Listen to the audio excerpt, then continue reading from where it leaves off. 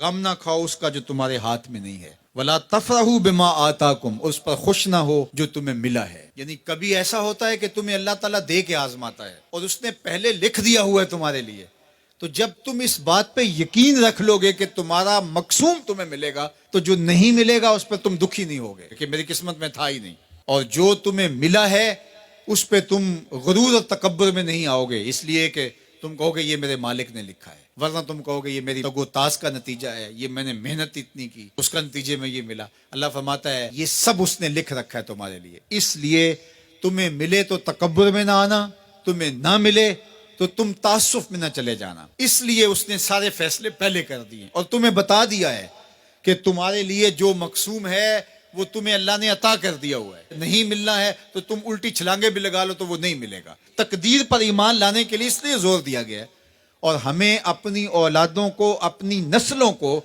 یہ چیز راسخ کرنی چاہیے کہ تقدیر پہ ایمان لائیں۔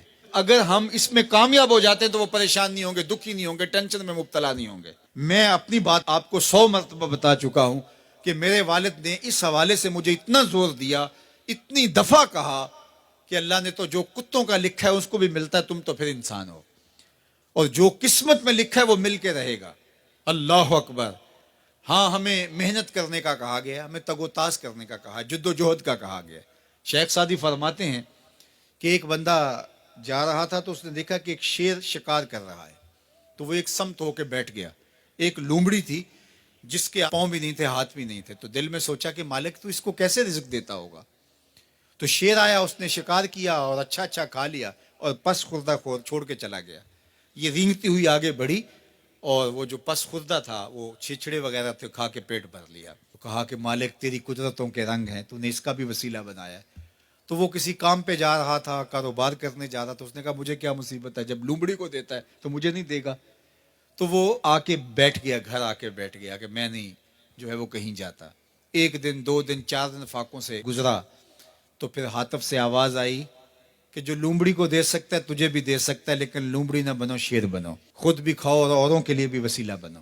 ہمیں ترغیب دی گئی ہے، باقی جو ہمارے مقدر کا ہے وہ ہمیں ملے گا، ہر صورت میں ملے گا۔ تو اپنی نسلوں کے سینوں میں یہ چیز راسخ کرو، اور یہ راسخ تبھی ہوگی ہمارے سینے میں راسخ ہوگی۔ تو اللہ فرماتا ہے ہم کسی کو زیادہ دیتے ہیں، کسی کو تھوڑا دیتے ہیں، جو تمہارے مقدر میں تمہیں ملتا ہے، جو نہیں ہے نہیں ملتا، اور ہم نے پہلے لکھ دیا ہے۔ کیوں لکھ دیا ہے؟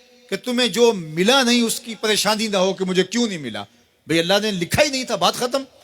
اور جو ملا ہے اس پہ تم غرور میں نہ آ جاؤ کہ یہ مجھے ملا ہے، بھئی اللہ نے تمہاری قسمت میں لکھا تھا، اس میں تمہارا کیا کمال ہے، اس نے لکھ دیا تھا لہٰذا مل گیا۔